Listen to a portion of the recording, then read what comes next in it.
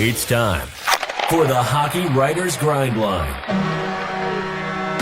a weekly show covering everything Detroit Red Wings. Brought to you by our own iconic top line of Wings writers. Sit back and enjoy The Grind. Hello, everybody. Welcome to another episode of The Grind Line here at the Hockey Writers. I'm your host, Matthew Zator, and as always, I'm joined by my line mates, Evan Sabourin and Devin Little. Guys, we're recording just after the All-Star game. All-Star weekend is all over. We're back to hockey, finally. Although the Red Wings don't play for a while after this, but we are back to regular season and this All-Star game, so we'll talk a little bit about that, I'm sure. But how's it going, Evan?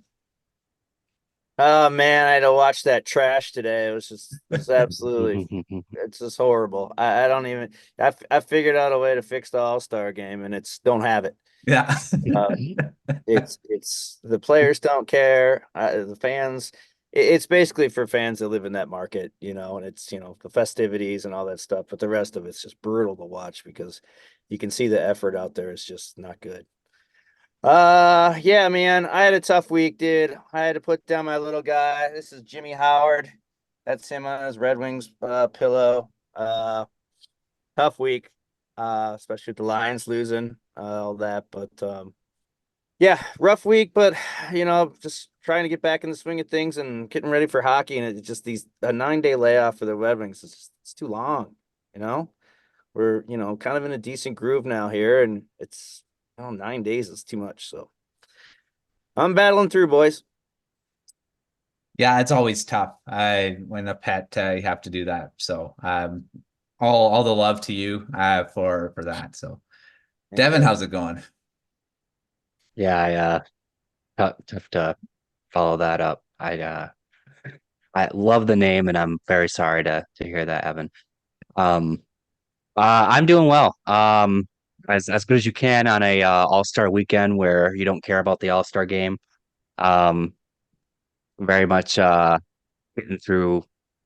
Honestly, aside from all the nonsense of All-Star game, let's pick this up. Actually, the Red Wings had a really good month of January, right? Yes. And honestly, maybe it's maybe a little disappointing that now we're in February because we don't know if that January magic's going to continue. But Yeah. Fingers crossed. We'll see what happens. And like you said, we'll have to wait a little while before we can find out if that magic will continue because they're off until I don't even remember when their next game is, but a while from now. So until Friday, twiddling right? our thumbs until then. Yeah, I think that's right. Friday versus the Canucks. Like, oh man. Yeah, and it's an early start too, an afternoon game. Yeah, killing me. What is this? The way it's technically me and Devin's team versus yours teams. I see what's going on here as a Yeah. Yeah. I'm seeing side bets. Be sure to tune in next week where we all try to fight each other. It's gonna be fun. Yeah. It's it'll be interesting to see how that game goes. That's in a while though. But yeah, before we get into the rest of the show, we got to remind everyone of our Substack here at the Hockey Writers. Great newsletter that you can get in your inbox 3 times a week. I also have the premium tier to get tons of great stuff, game day previews, prospect reports, a whole bunch of fun stuff there. Take a look in the link below, and you can get a discount if you sign up today. I think today is the last day or tomorrow. So make sure you're checking that out before that discount is over. All right, one good, one bad. Let's start our show off here. I'll start the All-Star game. I mean, we just talked about Alex Sabourin had a good game. He had 3 goals over those 2 games that they played. Didn't win, unfortunately. I was on Connor McDavid's team, but didn't end up winning the whole thing. Austin Matthews, of course, and his Toronto Maple Leafs won that game. But he had a great game. Hopefully that can push it into the rest of the season because he was on a little bit of a slump. Maybe that'll get his confidence going. He can pot some goals in when he gets back. Had the shootout winner to bring them to the final as well over Team Hughes, unfortunately for me. My Canucks didn't get into there, but yeah, Brinket had a good All-Star game. But the bad was the All-Star skills. was boring to me. I was sitting there just on my phone the whole time, just I'm looking up, like, oh, what's happening? It wasn't that good. I mean, they were touting it as such a much better than before. I didn't find that it was, but that's not Red Wings related. DeBrincat wasn't even in the skills, so yeah. I don't believe he was. If he was, he didn't do anything. He wasn't even there. So yeah, that's a good and a bad from I'd say the last day or so. So all right, over to you, Devin. A good and a bad from this past week of just I believe it was just one Red Wings game. We are gonna keep dunking on the All-Star game, All-Star weekend. Because my one bad is honestly gonna be the All-Star draft. And the reason why it's bad is because I actually think it like what was that? 12 years ago, 10 years ago, however long ago when they like did that the first time, that was a peak all-star moment. That actually, when I heard that they were bringing it back, I was actually kind of excited because that was, I thought, a really good addition and kind of twist on the all-star game formula. And then the execution this year was just horrible. Did not capture that magic from whenever the heck that was. Um, Big time disappointment. It's one thing to have no expectations and it to not be good because your bar was already low. My bar was high for the All-Star draft and it did not live up to where I wanted it to be at all. Also DeBrincat got picked way too late, but that's a whole other thing. My one good is actually I'm gonna go in my backyard here. I'm gonna say the play of Sebastian Cossa. With the Grand Rapids Griffins, obviously. 4 out of his last 5 starts, he has a .926 save percentage or higher. He's kind of doing that thing he did last season where he kind of started off a little rough. You're kind of like, oh, is he gonna last this season? Are we jumping ship on him? And then as the season progresses, as he gets settled in, he looks better and better. And you're like, that's the guy they picked in the first round. I get it. He's very much, in my opinion, at this point, he's very much a goalie that gets better over time. You can't judge him off of his first month. You have to, or even the first half of the season, you have to judge him on how he finishes.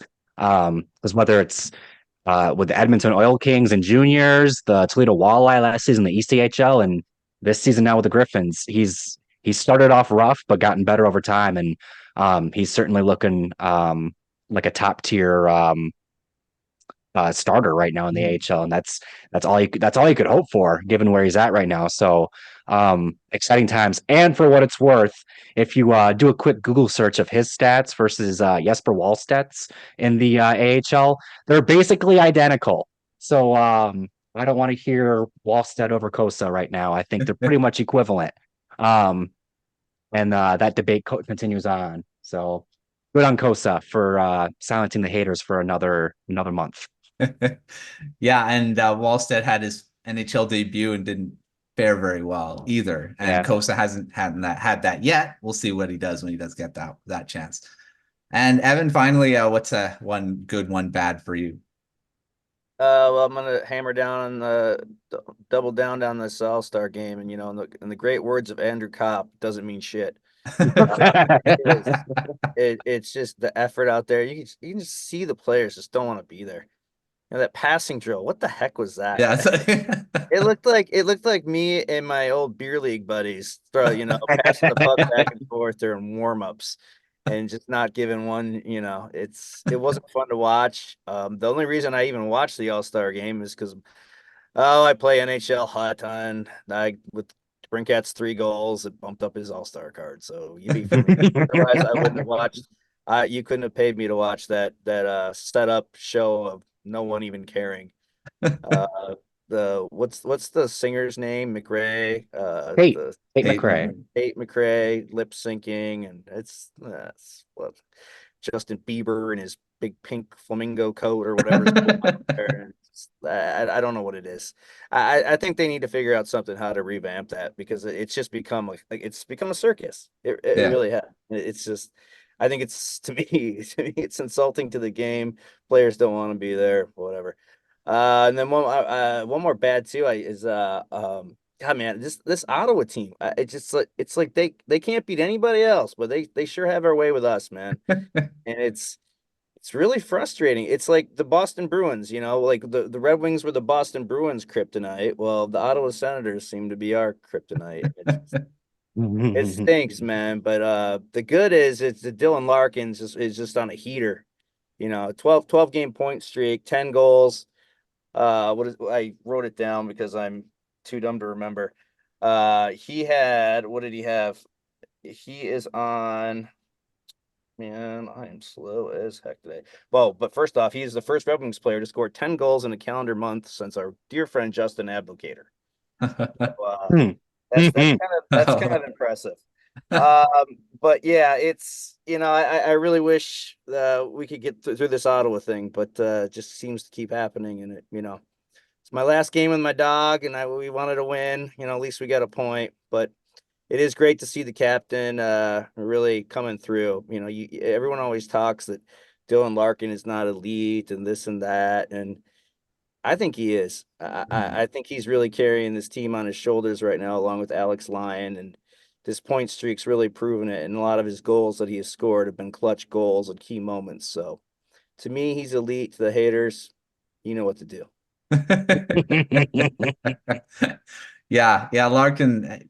I mean, DeBrincat did definitely deserve to be at the All-Star game, but like we said, Larkin probably deserved to be there too. So Larkin didn't want to go. He probably paid DeBrincat to go. Yeah, you go. I'm not going, man. I'm over this. Yeah. It All-Star game over now. We can get back to the regular hockey, and yeah, we're gonna end it right there. All right, let's move on to our first part of the show and talk about team MVP at the All-Star break, because there's a few candidates. Just up to this point, there's quite a few, top performers. Dylan Larkin definitely is one of them. DeBrincat would probably be another. Start with you, Evan. Who is your team MVP at the All-Star break right now? Well, I think I know what Devin's is, so I'm gonna take the other one, and I'm gonna go with Larks. So, this point streak, 16 points in 12 games, 10 goals, 6 assists. He's our captain. He's our guy. This team goes as he goes, and like I said moments ago, the clutch goals, the timing, the heart. He goes when he scores those big goals, man. You can tell how much it means to him, because he's a celebrating machine. And it's good to see. I really like seeing him. I like him as a player. I like him as the person, and I love him as our captain. So I've got to go with the captain. He's the man. So plus I already know what Devin's gonna say, so I didn't want to take it. All right, Devin, take it away. Who's your team MVP? I do want to give a shout out to Larkin, because I do think he's playing arguably the best hockey of his career right now, and it's a lot of fun to see him having so much fun, and I think it's pretty obvious that he is. But Evan is right. I do have someone else in mind, and that person is Alex Lyon. Yeah. And the biggest reason why is, honestly, you just kind of look at his counterparts in Ville Husso and James Reimer, check out what they've done this season, and just kind of think where the Red Wings would be if those were their only options. I don't think they would be where they are right now if those were their only options. I think Alex Lyon is kind of the big difference that has them not just like challenging for a playoff spot, but in a playoff spot right now. There's a old saying about goaltending. It's not important until you don't have it, or something along those lines. And that's been very true for the Red Wings this season.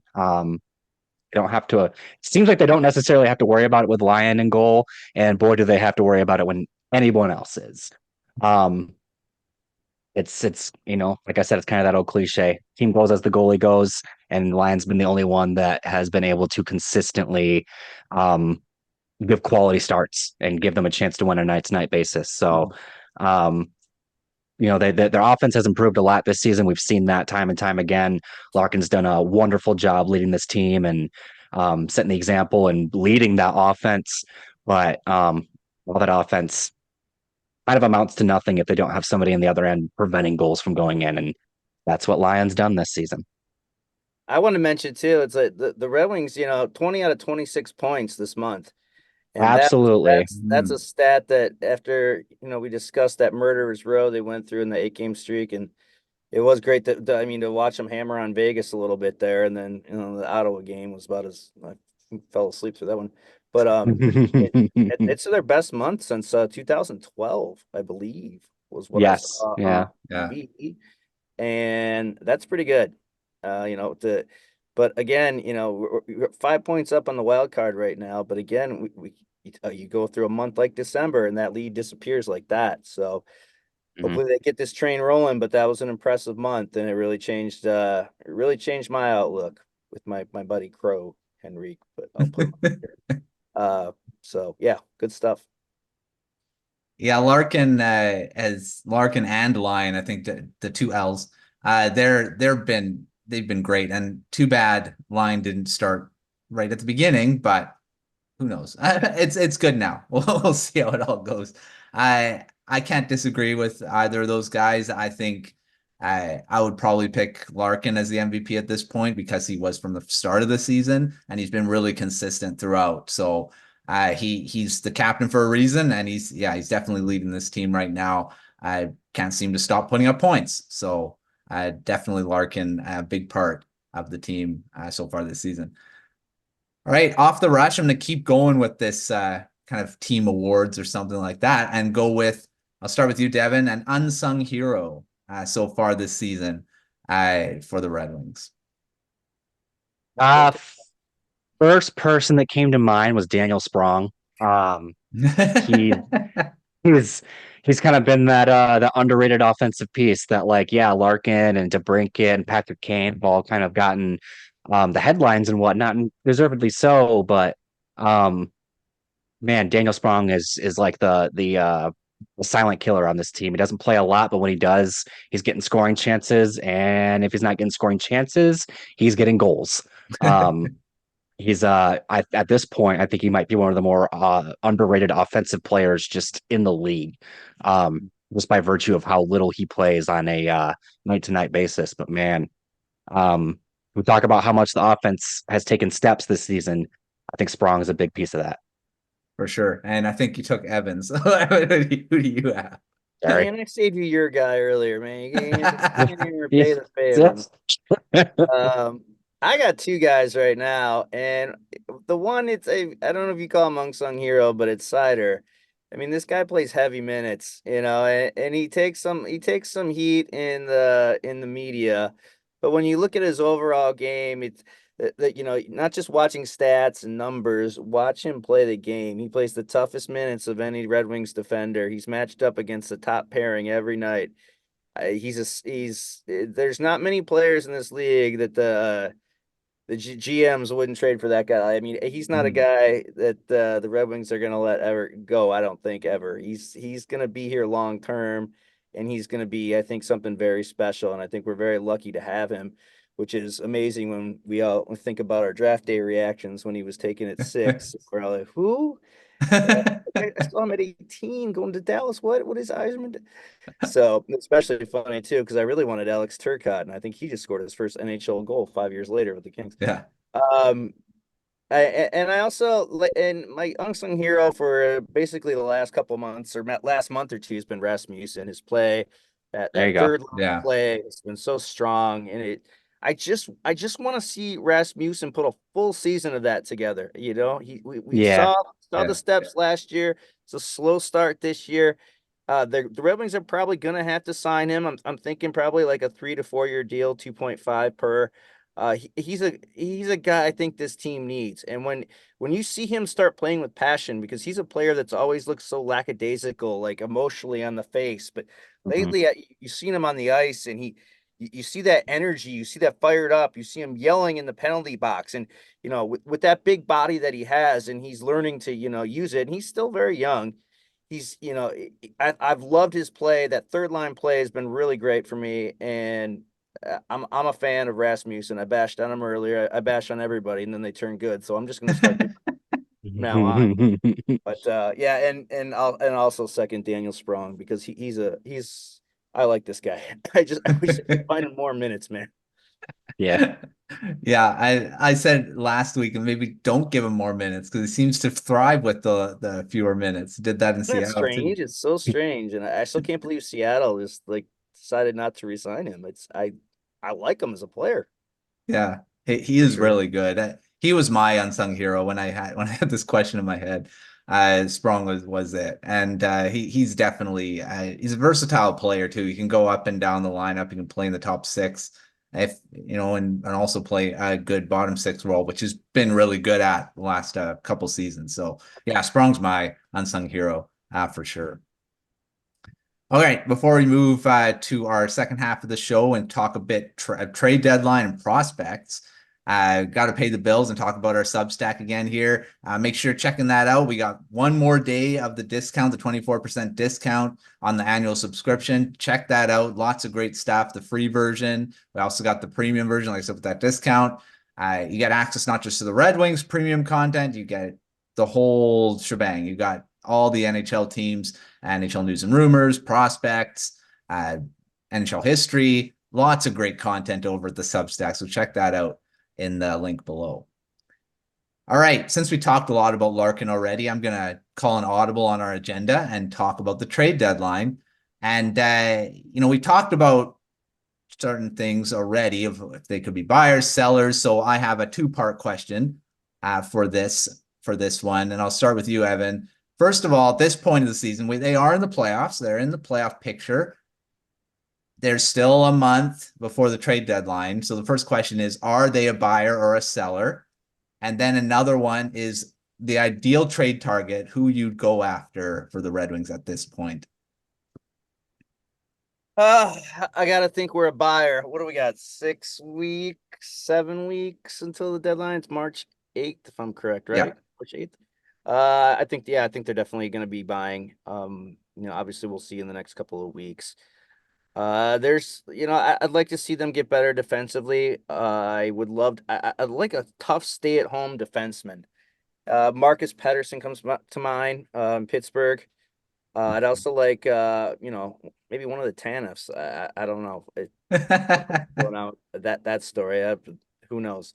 But I definitely want to see some kind of move, and the Red Wings might have to give someone may have to trade someone and take on some money and maybe give a pick too if they can move one of their lower end guys to make room for Edvinsson, because we've hobbled on it, or we've grinded it on all the year. At some point it's got to be time for him. You can't. I don't think he has anything left to prove in the AHL. I don't know what their thought process is about getting him some time this year, but I definitely think he's got to see a couple more games, at least a handful more games before the end of the season. So if they have to move someone out, it's going to be hard to move someone out with those contracts, especially with Hall or Sherratt. Although Sherratt's kind of having a renaissance right now this season. He's been playing a lot better. But I'd like to see like a Marcus Pettersson from Pittsburgh. I think they might end up selling. He's a high end defender, and I think that's something what we need. So.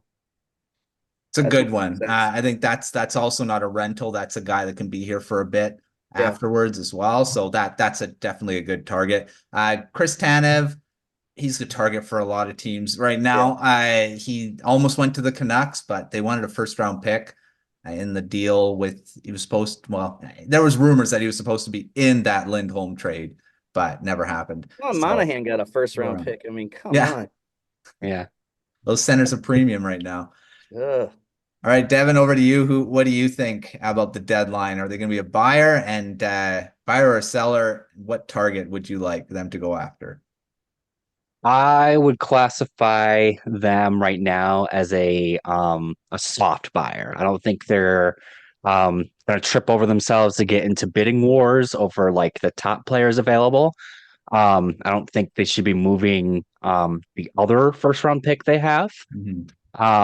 But if they can get a good player that it's going to help their playoff push, and it's only going to cost them like a second round pick and one of their extra defensive prospects, I think they definitely consider it.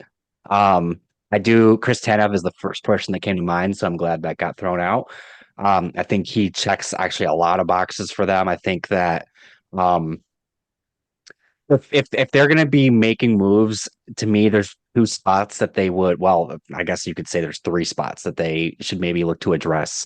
A good stay-at-home defenseman to give Sider some support in that realm, just to maybe ease his defensive workload there, and I think Tanev kind of would fit that.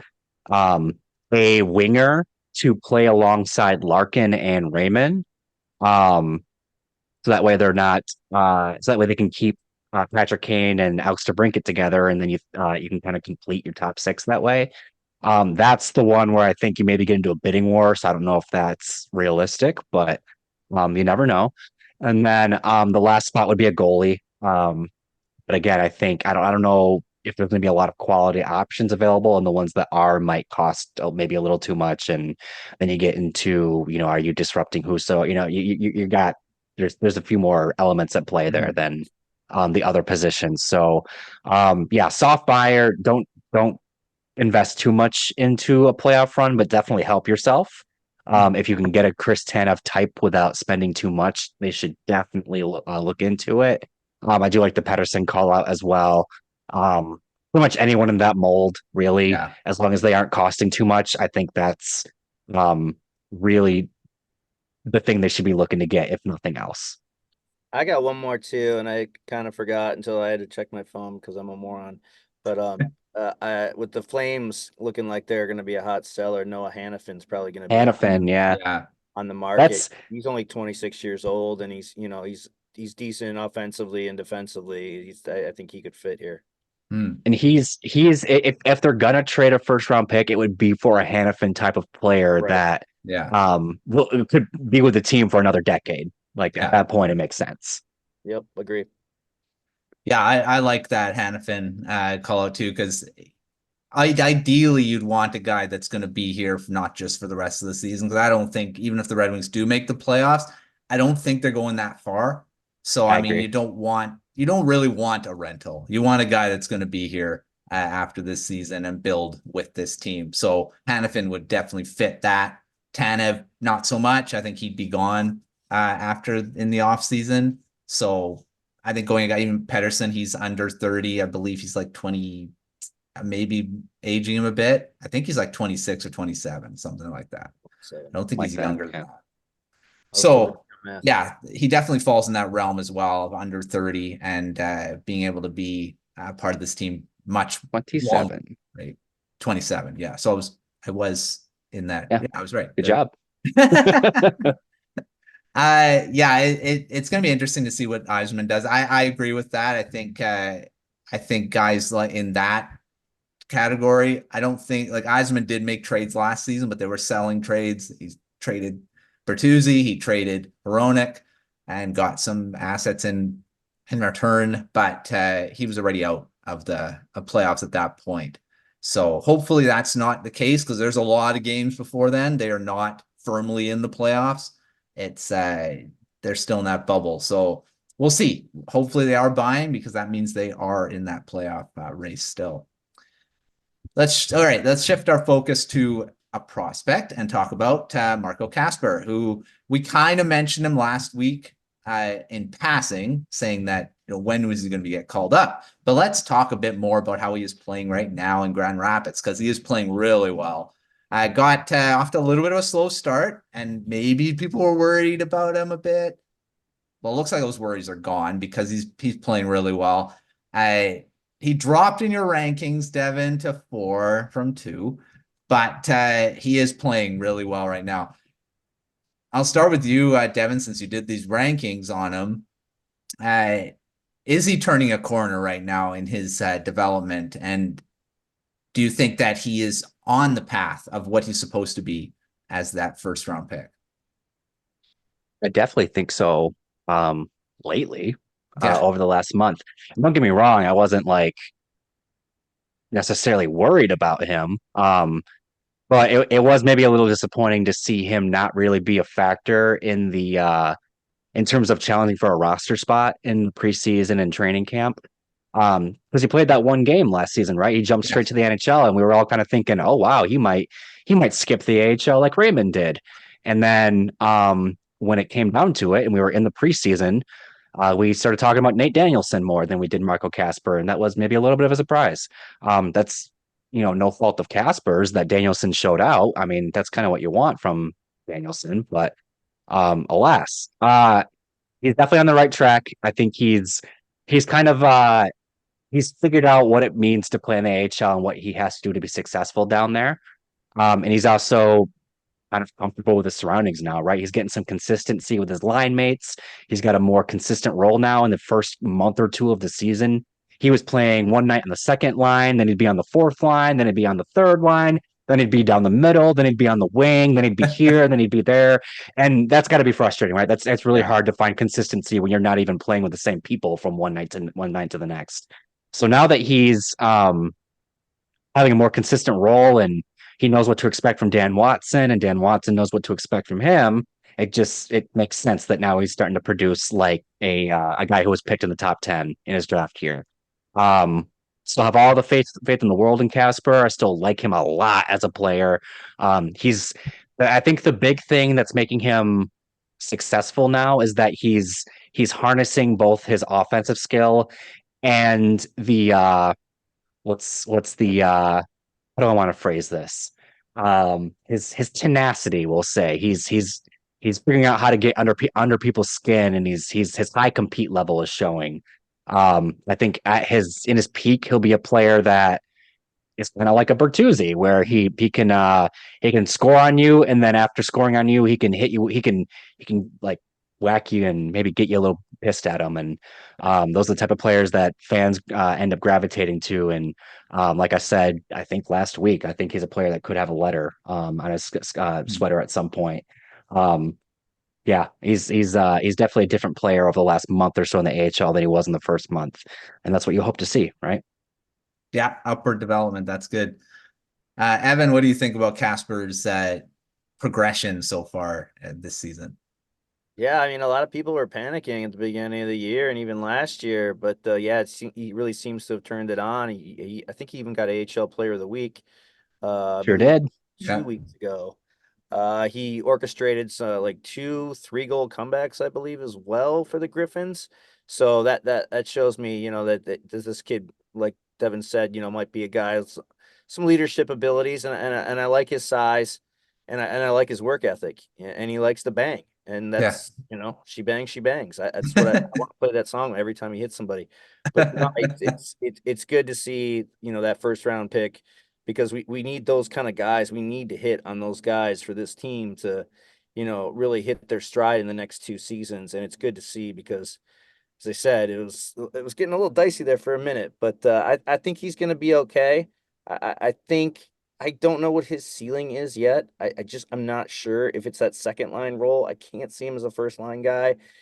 He could be even a third line banger. Or I don't know. I mean, Devin, go to you more because you have more eyes on him than I do. But everything I've read about him is he has the right attitude. He has a strong work ethic, and he likes to get dirty on the side of the boards and hit some things. So it's great to see him panning out. That makes me feel better. And as you said earlier, to seeing Kosa kind of developing too is starting to give me all the feels about the prospects now. I'm feeling a lot better. So yeah, it's good to see. And I think we'll see him play a handful of games towards the end of this year, depending where the team's at, maybe in the final couple weeks of the season. But it's good to see.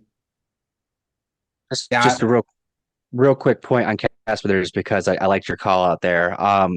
One thing that gives me some comfort in Kasper as a prospect is that he does have a good head on his shoulders. He does have a high compete level. He does carry himself the right way. I think, maybe this is not appealing to some people, but I think he's very much a high floor player. I think he'll be an NHL player. How good of one is up for debate, and we'll see what happens. But at the very least, I'm pretty confident that they got a player here, and that's, you can't strike out in the first round. So at least they're going to get on base. Yeah. Kasper, I think he's got a floor of that third line guy. Yeah. Ceiling remains to be seen, because I do think he has the skill to be a second line center. Maybe not top line, but definitely in that top 6. So we'll see how that goes. But that high floor is great. I mean, I don't think he's going lower than a third line. Fourth line, I want to say third line at the very least, because he's got all those skills, and I love that work ethic that you guys both said. So definitely for sure third line. All right, before we move to the end of the show, this is a quick one. I'm going to continue on our prospects and mesh it with the trade deadline as well. It doesn't have to be, it technically could be a young guy too, but I'll start with you, Evan.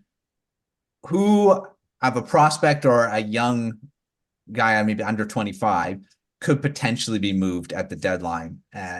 Because, like I said, if you want to go after some guys, you may have to give up someone like a Jonathan Berggren, someone like that. Who do you believe could be on the move? Well, yeah, I could definitely see Berggren going. It just doesn't. It's just the numbers just don't seem to fit with him here. It's a numbers game, and there's just not a spot for him right now.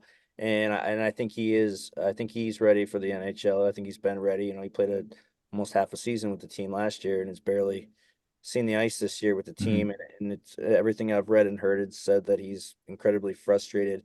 If they had to move a defenseman, I hope it's not Albert Johansson, but that might be another guy that would entice teams if we were looking for one of these younger, somewhat veteran defensemen. If we wanted a Hannafin or even a Pedersen, that might be a guy I move. I hope not, because I'm really excited to see what he can do.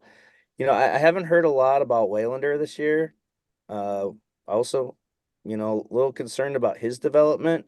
There hasn't been a lot of talk about him adjusting to the North American game. But if I had to put my money down on anyone, it's gonna be Berggren, and it'll be interesting to see what he could bring back, because he does have value. He does have value, but the Red Wings can't.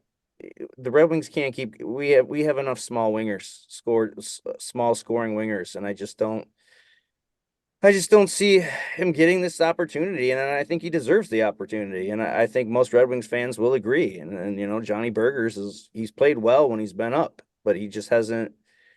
The numbers game sucks for him right now. For sure. Devin, what about you? Anyone that could be on the move, prospect, young guy wise? Bergen for sure. For all the reasons Evan just mentioned, I do kind of look at Johansson and wonder, because he's one of their older prospects now. He's not some 20-year-old. He's starting to get up there where he needs to play. If he's ever gonna play in the NHL, his time's coming. And if the Red Wings aren't gonna have that spot for him, it might just make sense to send him to a team that maybe is more willing to get him in and give him that shot. And I think he has value, and I obviously like him a lot. But really, I mean, if you go down the list of their defensive prospects, pretty much anyone not named Edvinsson, Sandin Pellikka, really, that might be it, honestly. Yeah. I think for the right return, those guys are available. It might be crazy to talk about an Albert Johansson or a William Wallander as a trade piece, but if you're getting the right thing back, I know a Hannafin, right? You can justify it as long as you're not giving a million other pieces with it. But we'll see what happens.